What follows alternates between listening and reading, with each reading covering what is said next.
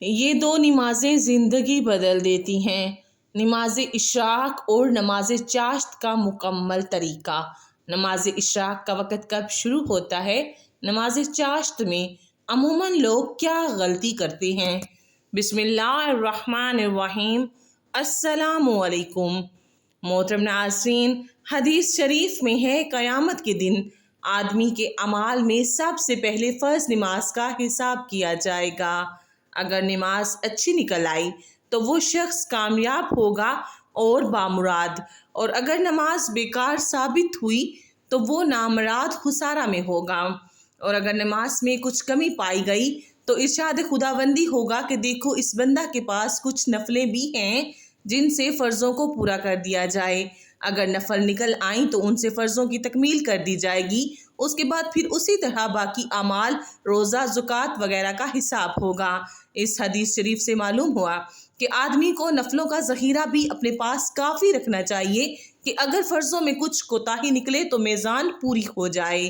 فرض روزوں میں جو کمی ہو گئی وہ نفل روزوں، اور فرض زکوٰۃ میں جو کمی ہو گئی وہ دیگر صدقات سے پوری ہو جائے گی۔ ان سب چیزوں میں نوافل کو ملا کر بھی اگر نیکیوں کا پلہ بھاری ہو گیا تو وہ شخص خوشی خوشی جنت میں داخل ہو جائے گا، ورنہ جہنم میں پھینک دیا جائے گا۔ نفل نماز کو گھر میں اہتمام کے ساتھ ادا کرنا چاہیے۔ اکثر لوگ اس معمول محمدی صلی اللہ علیہ وآلہ وسلم کو نظر انداز کرتے ہوئے دکھائی دیتے ہیں، حالانکہ سنن، رواتبہ، دیگر نفل نمازیں گھر میں ادا کرنا قولی فعلی احادیث سے ثابت ہے، جن میں چند ایک درج ذیل ہیں۔ ابن عمر سے روایت ہے کہ آپ صلی اللہ علیہ وآلہ وسلم نے ارشاد فرمایا، تم اپنی نمازوں کا کچھ حصہ اپنے گھروں میں ادا کیا کرو اور اپنے گھروں کو قبرستان مت بناؤ، یعنی قبرستان میں نماز ممنوع ہے، اس لیے تم اپنے گھروں کو قبرستان مت بناؤ بلکہ ان میں نفل نمازیں ادا کرو۔ سیدنا جابر سے مروی ہے کہ رسول اللہ صلی اللہ علیہ وآلہ وسلم نے ارشاد فرمایا، جب تم مسجد میں فرض نماز سے فارغ ہو جاؤ تو نفل کا کچھ حصہ اپنے گھر کے لیے بھی مختص کر لو، کیونکہ گھر میں نماز پڑھنے سے اللہ تعالیٰ خیر و برکت نازل فرماتا ہے۔ سیدنا ابو موسی اشعری نبی اکرم صلی اللہ علیہ وآلہ وسلم سے روایت کرتے ہیں کہ آپ نے فرمایا، وہ گھر جس میں اللہ کا ذکر ہوتا ہے اور جس میں اللہ کا ذکر نہیں ہوتا، دونوں کی مثال زندہ اور مردہ کی طرح ہے، یعنی جس گھر میں اللہ رب العزت کا ذکر اہتمام کے ساتھ ہوتا ہے، اصل میں اسی گھر کے مکین حیات سیدہ گزار رہے ہیں، جبکہ اس کے برعکس وہ مکان جس کے باعث ذکر اللہ کا اہتمام نہیں کرتے، وہ زندگی کی حقیقی لذتوں سے ناآشنا ہیں۔ ذکر اللہ سے مراد نماز بھی ہے، کیونکہ قرآن حکیم نے نماز کو بھی ذکر اللہ قرار دیا ہے۔ نفلی نماز اللہ کی محبت حاصل کرنے کا ذریعہ ہے۔ حدیث قدسی میں وارد ہوا کہ اللہ فرماتا ہے، جب تک میرا بندہ نوافل کے قریب رہتا ہے یہاں تک کہ میں اس سے محبت کرنے لگتا ہوں، بس جب میں اس سے محبت کرتا ہوں تو اس کا کان ہو جاتا ہوں جس سے وہ سنتا ہے، اور اس کی آنکھ ہو جاتا ہوں جس سے وہ دیکھتا ہے، اور اس کا ہاتھ ہو جاتا ہوں جس سے وہ پکڑتا ہے، اور اس کا پاؤں ہو جاتا ہوں جس کے ساتھ وہ چلتا ہے، اور اگر وہ مجھ سے سوال طلب کرتا ہے تو میں اس کو دیتا ہوں، اور اگر مدد طلب کرے تو میں مدد کرتا ہوں۔ اس حدیث کو امام بخاری نے روایت کیا ہے۔ نفل نماز فرائض کی کمی کو پورا کرتی ہے۔ آپ صلی اللہ علیہ وآلہ وسلم کا ارشاد گرامی ہے کہ بندوں کے اعمال میں سب سے پہلی چیز کا حساب لیا جائے گا وہ نماز ہے، اور فرمایا، رب کریم فرشتوں سے سوال کرتا ہے کہ دیکھو میرے بندے کی نماز میں کوئی کمی تو باقی نہیں رہی، حالانکہ رب کریم ان سے زیادہ جانتا ہے۔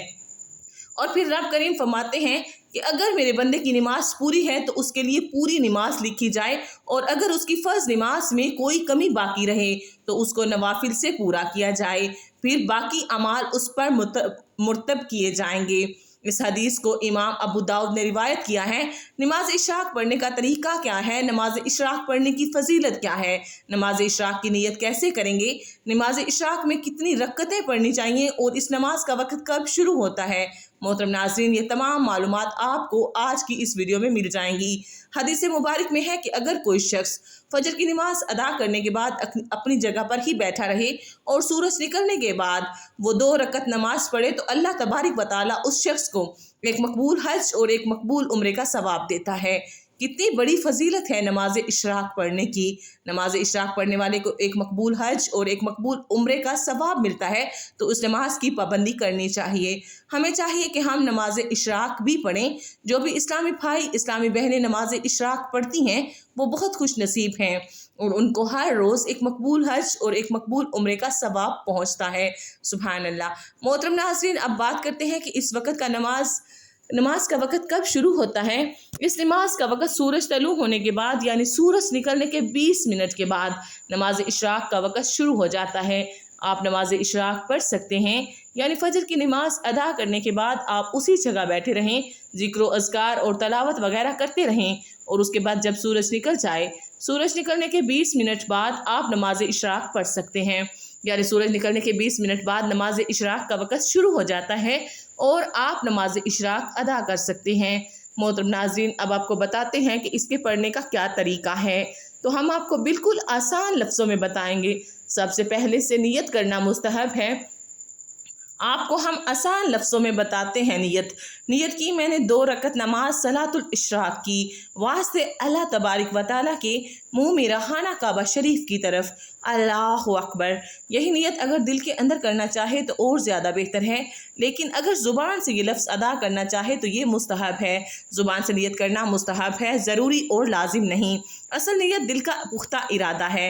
नियत करने के बाद अल्लाहु अकबर कहने के बाद हाथ बांध देंगे। सबसे पहले सना पढ़ेंगे, सना पढ़ने के बाद आउज़ बिल्लाह, फिर बिस्मिल्लाह पढ़ेंगे।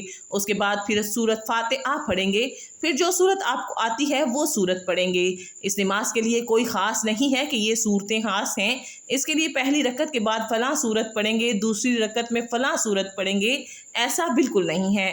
जो सूरत आपको याद है आप वही सूरत पहली रकत में पढ़ लें और दूसरी रकत में भी जो कोई भी आपको याद है वो सूरत पढ़ लें।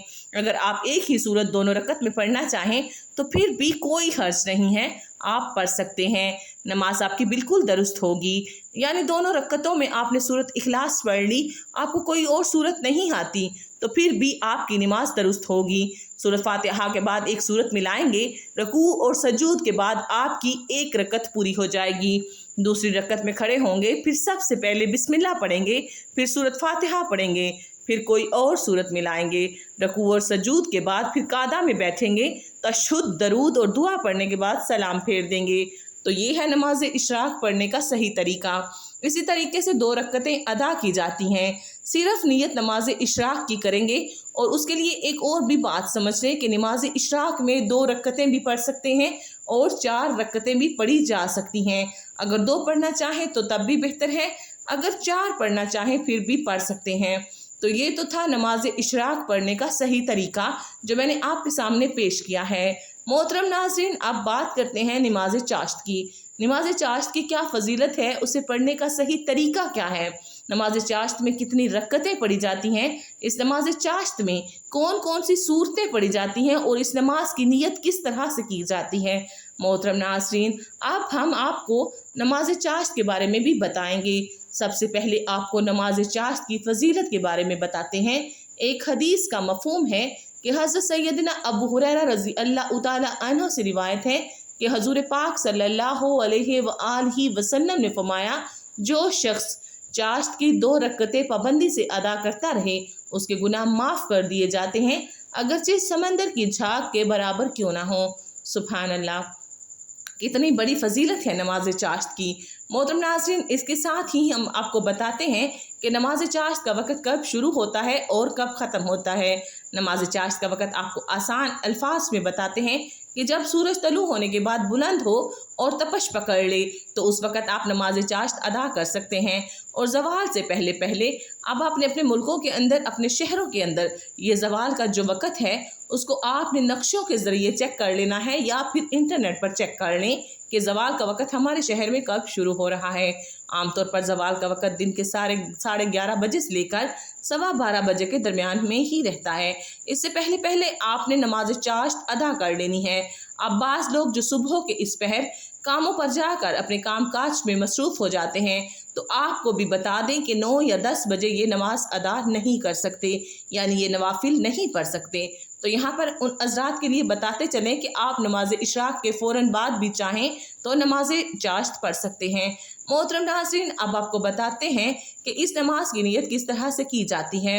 तो जैसा कि मैंने आपको बताया है कि नीयत दिल के पुख्ता इरादे को कहते हैं, लेकिन अगर ज़बान से भी करना चाहें तो यूँ आसान अल्फाज में कर सकते हैं। नीयत की मैंने नमाज चाश्त की 2 रकत नवाफिल वास्ते अल्लाह तबारक व तआला के मुँह मेरा खाना काबा शरीफ की तरफ अल्लाहु अकबर। अगर आप ज़बान से नीयत करना चाहें तो इस तरीके से कर सकते हैं, वरना नीयत तो दिल के पुख्ता इरादे को ही कहते हैं। मोहतरम नाज़रीन, अब बात करते हैं कि नमाज चाश्त में कौन कौन सी सूरतें पढ़नी हैं। उसके साथ ही आपको बताते चलें कि इस नमाज के लिए भी कोई ख़ास सूरत नहीं है। जो भी सूरत आपको आती है आप वही सूरत इस नमाज में पढ़ सकते हैं। सबसे पहले आप सना पढ़ेंगे, फिर आउज़ बिल्लाह, फिर बिस्मिल्लाह पढ़ें, उसके बाद सूरत फातिहा पढ़ें और फिर उसके बाद बेहतर है कि आप सूरत इखलास 3 मरतबा पढ़ लें। फिर रकू, सजूद और इसी तरह आपकी पहली रकत पूरी हो जाएगी। फिर आप दूसरी रकत में सबसे पहले बिस्मिल्लाह पढ़ें, फिर सूरत फातिहा पढ़ें और 2 बार या 3 बार सूरत इखलास पढ़कर 2 रकत नवाफिल मुकम्मल कर लें। अगर आप सूरत इखलास के अलावा भी कोई कुरानी सूरत पढ़ना चाहते हैं तो पढ़ सकते हैं, फिर भी आपकी नमाज दुरुस्त होगी।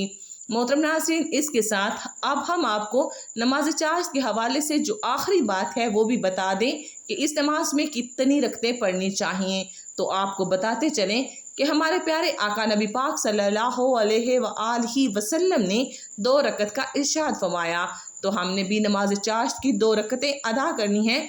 और जो शख्स नमाज चाश्त की नमाज 4 रकत अदा करे तो ये नमाज उसके पूरे दिन के लिए किफ़ायत कर दी जाती है।